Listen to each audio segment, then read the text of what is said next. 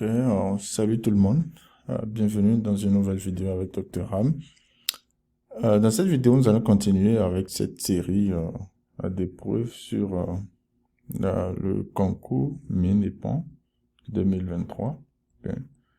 La deuxième épreuve de mathématiques pour l'option MP. Donc, j'ai fait deux petites vidéos dans lesquelles j'ai discuté comment montrer cette égalité. Et aussi, j'ai discuté comment montrer ce qui est en barre ici. Dans cette vidéo, je vais continuer et je vais parler de la deuxième question, on parle d'équivalent, en fait. Donc, comme je l'avais dit, je ne résous pas les problèmes de façon linéaire, mais ici, je vais discuter toutes les questions là. Je vais discuter ça dans cette vidéo. Donc, abonnez-vous. Si vous ne êtes pas encore abonné, abonnez-vous. Aimez la vidéo, partagez avec vos amis. Donc, voilà, dans la deuxième partie, on a affaire à cette fonction-là. Ok, c'est une fonction définie par une formule intégrale. Et c'est sûr, si vous êtes un peu familier avec cette fonction, c'est ce qu'on appelle une fonction de Wallis.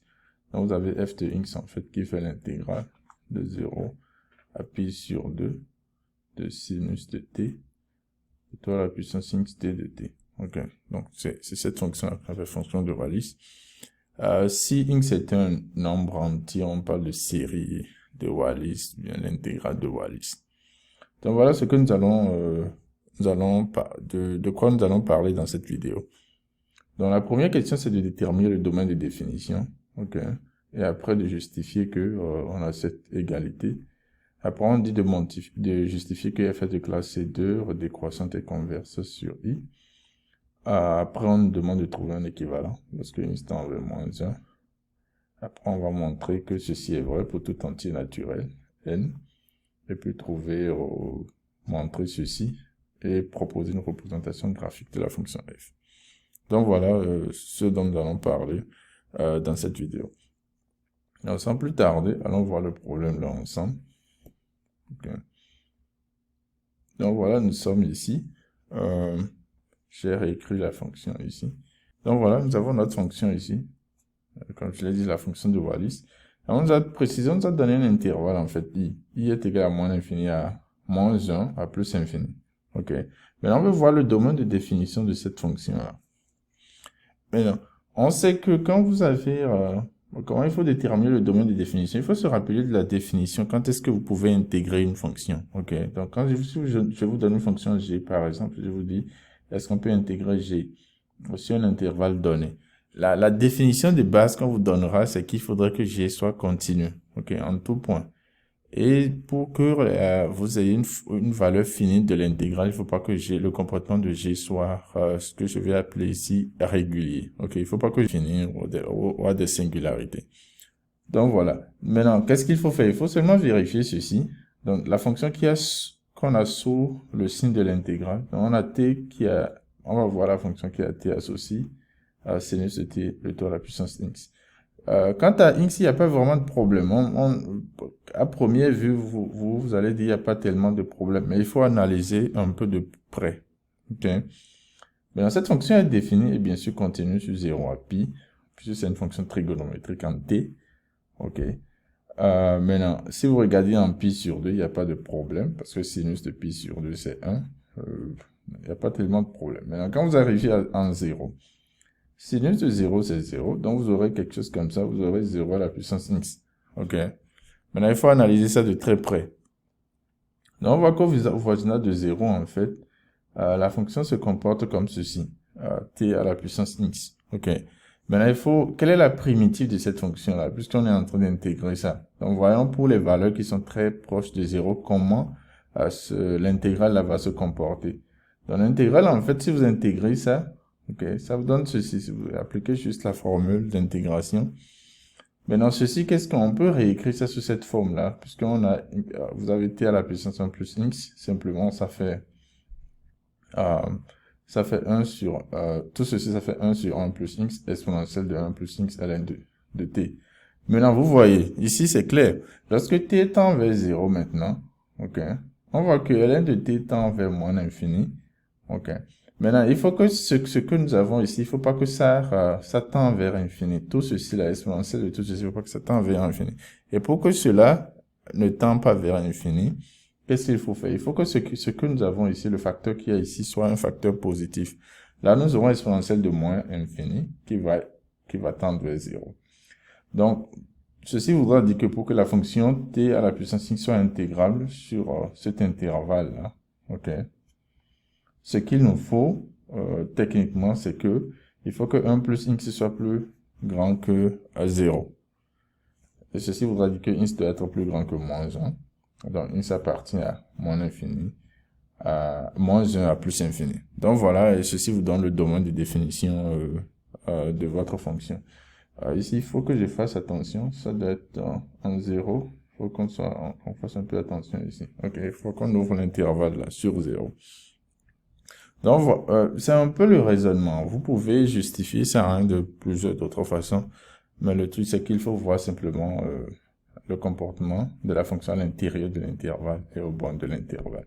Donc, il savait que lorsque x est plus grand que moins 1, la fonction, vous êtes sûr que votre fonction est bien sûr intégrable sur l'intervalle 0 à pi sur 2 par rapport à la variabilité. Donc voilà, le domaine de définition. Donc le domaine de définition, en fait, D, si je suis dit dire, en fait, ça fait ce qu'ils nous ont donné, hein, ça fait moins 1 à plus infini. Donc voilà ce que nous avons. La deuxième question demande de vérifier cette égalité-là, que x plus 1 f de x égale à x plus 2 f de x plus 2. Ceci aussi, c'est direct. Il faut commencer par f de x plus 2. Donc f de x plus 2, simplement, c'est intégrale. Vous pouvez écrire ça sous cette forme-là, intégrale de 0 à pi sur 2, sinus de t, x plus 1 fois sinus de t. En fait, j'ai écrit ça comme ça pour des raisons, parce que ça me convient, en fait. Maintenant, il faut se rappeler que sinus de t, d de t, en fait, c'est moins la différentielle de cosinus de t. OK. Donc, on a ceci. Et qu'est-ce qu'il faut faire ici? On va simplement utiliser la formule d'intégration par partie, hein. Donc, quand vous appliquez ça, vous arrivez à ce résultat qui est ici, ce que j'ai écrit ici. OK. Maintenant, il faut voir que la première partie sans nul, ça donne 0. Parce que sinus en 0, c'est 0. Cosinus en pi sur 2, c'est 0. Donc, on a seulement la deuxième partie là. OK. Maintenant, vous avez un cosinus au carré ici. Ben, il faudra vous rappeler que cosinus au carré de t, c'est 1 moins sinus au carré de t. Donc, on a cosinus au carré de t, 1 moins sinus au carré de t. Je remplace dedans ici. Et vous développez. Donc, vous voyez clairement que vous avez un f de x qui est ici. Parce que on a 1 fois sinus de t à la puissance x t de t, qui fait f de x. Après, maintenant, vous avez sinus au carré de t. Ça qui vous donne maintenant f de x plus 2. Donc, finalement, on arrive à ce résultat-là. Vous avez f de x plus 2, ça fait x plus 1, f de x moins x plus 1, f de x plus 2. Maintenant, si vous mettez tout ensemble, si vous amenez f de x plus 2 de ce côté, donc simplement, vous arrivez à ce résultat, qui est ce que l'exercice demande. Donc, ceci, c'est bon. OK. J'espère que c'est clair à ce niveau. Si vous n'êtes pas d'accord avec une certaine partie de mon raisonnement, n'hésitez pas à me laisser des commentaires. OK. Donc voilà. Maintenant, la question qui suit, c'est de justifier qu'on demande de justifier que la fonction f de classe C2 décroissante et converse sur I. La première partie, montrer que cette classe C2, c'est un peu technique. OK. Donc, je vais essayer de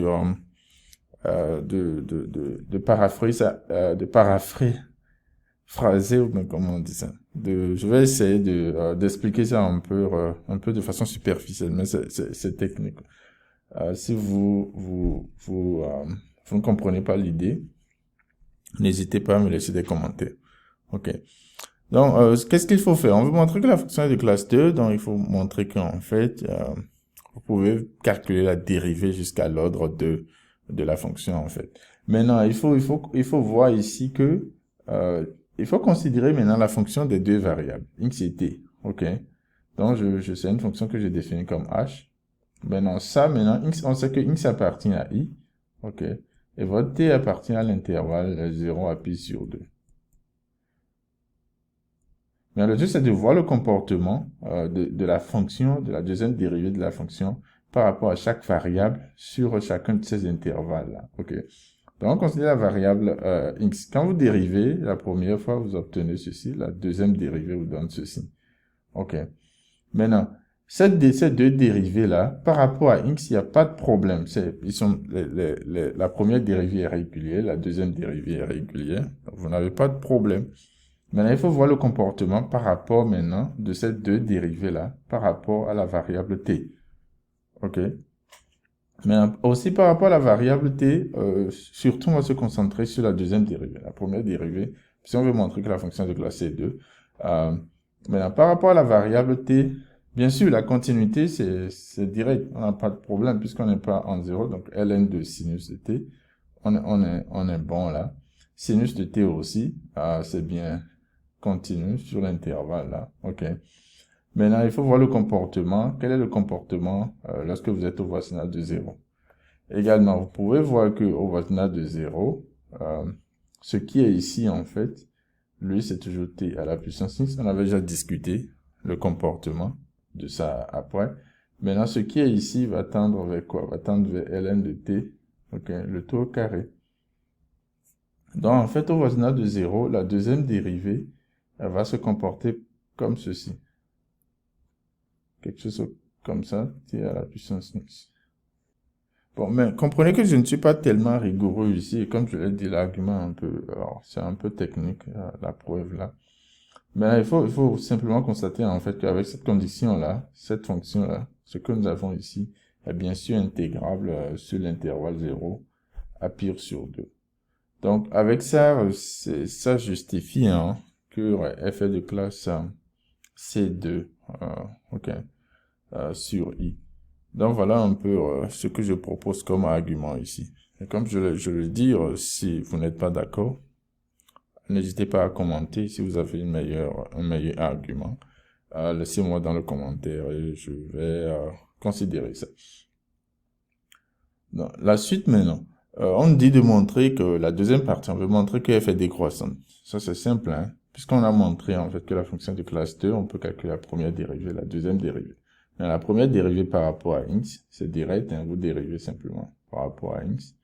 Parce que vous pouvez écrire sinus de t, le toit à la puissance x comme ça, comme exponentielle de x ln de sinus de t. Ok. Maintenant, si vous dérivez sous le signe de l'intégrale, vous obtenez ceci. Ok. Maintenant, il faut rapidement constater ici, puisque t appartient à 0, 0 pi sur 2. Ok.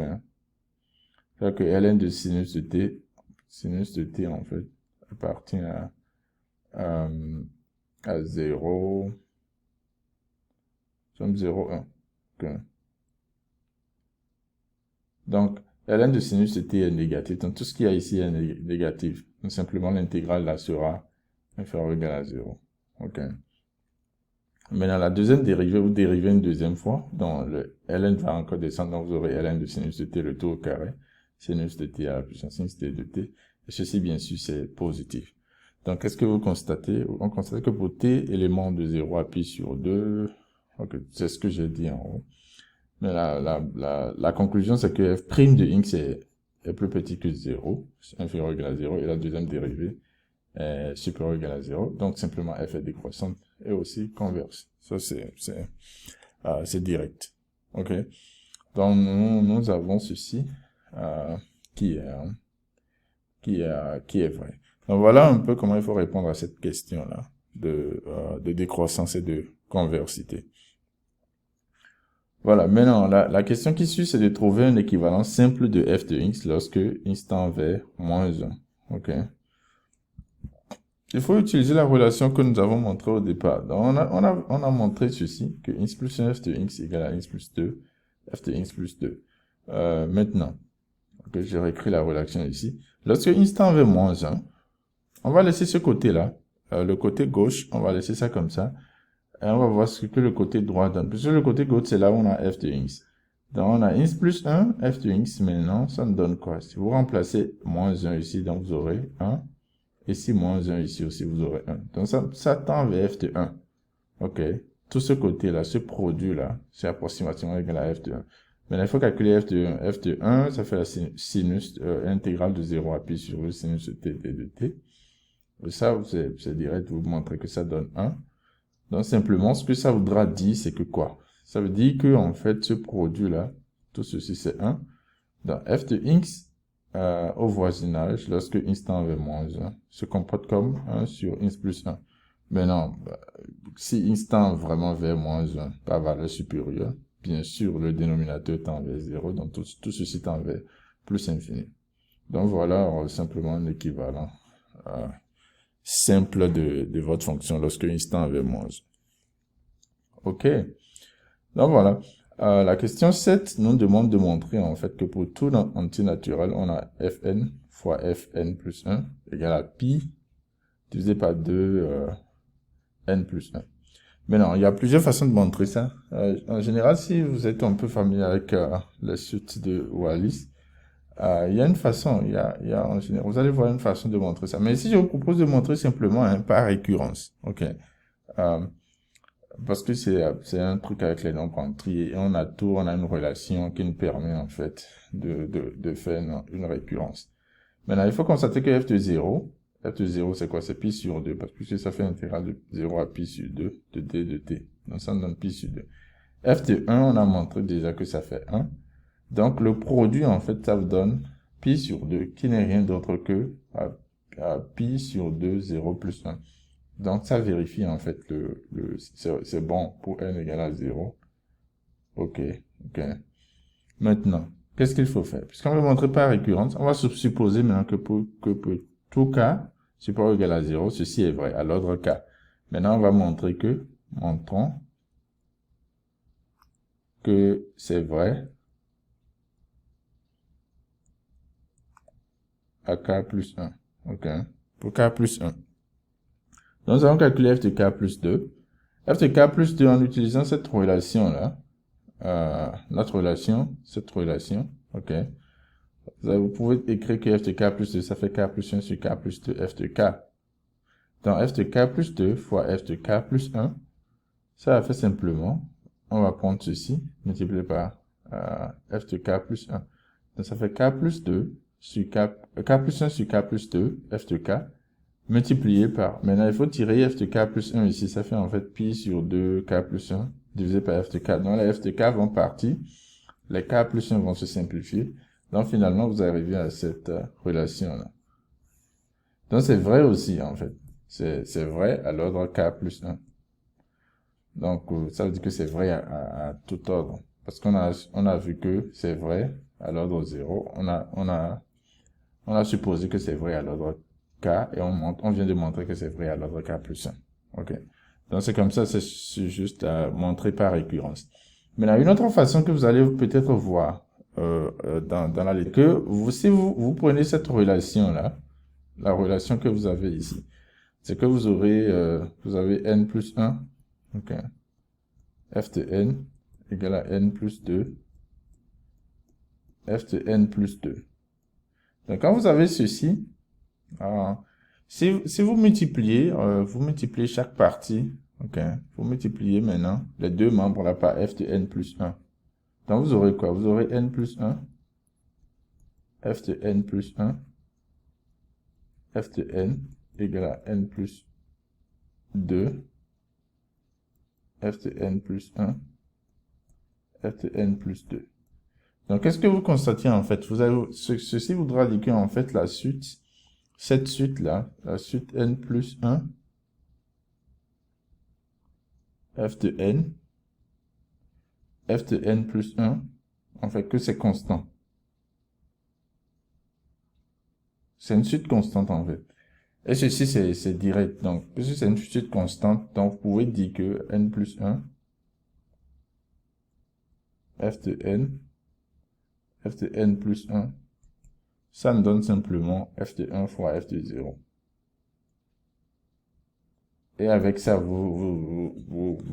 la preuve est là, hein, puisque f de 1 fois f de 0, ça nous donne simplement pi sur 2. Donc, vous pouvez trouver la relation est montrée, quoi. Donc, voilà une autre façon de montrer ça. Mais vous pouvez montrer ça par récurrence, hein, de façon très simple. Donc, on est là. Maintenant, on dit de déduire que lorsque n tend vers instant vers infini, f se comporte comme ça. Ok. Donc voilà. Nous avons ceci. Maintenant, à l'infini, lorsque n tend vers infini, n et n plus 1, s'il n'y a pas tellement de différence, c'est la même chose. Donc n approximativement égal à n plus 1, lorsque n tend vers plus infini. Ok. Dans ce côté maintenant, ça va nous donner quoi? Ça nous donnera f de n le tout au carré. Et là où il y a n plus 1, ici on peut remplacer par n. Donc ça nous donne équivaut à... Et bien sûr, ça c'est lorsque n tend vers plus infini. Okay. Pi sur 2n. Donc ça que f de n, ça fait racine carrée de pi sur 2n. Ainsi maintenant n c'est entier. Donc si vous remplacez par x, ça veut dire que f de x, lorsque x tend vers plus infini, se comporte comme racine carrée de pi sur 2x. Ok. Mais la deuxième question, c'est de trouver une représentation graphique. C'est de proposer une représentation graphique. On voit déjà qu'en infini, la fonction se comporte comme ceci. Dans la limite de x, lorsque x tend vers infini de ceci, c'est quoi? Ça tend vers 0. Donc je sais qu'en infini, nous avons une asymptote horizontale qui n'est que l'axe des abscisses. Ok. Donc en infini, la fonction, ça doit tendre vers l'axe des abscisses. Ça ne va pas toucher, mais ça tend vers l'axe des abscisses. Maintenant, je connais f de...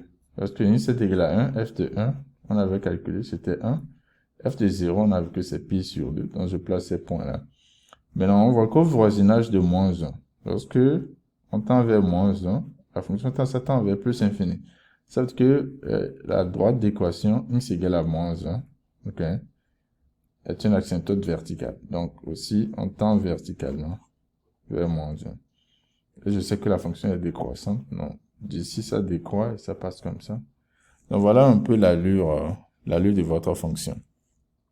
Donc simplement, c'est tout. Donc voilà, j'espère que vous avez compris quelque chose. N'hésitez pas à me laisser des commentaires et n'oubliez pas de partager mes vidéos. C'est très important. Et soyez connectés pour la suite des exercices sur le concours Pont et Mines 2023. À la prochaine fois.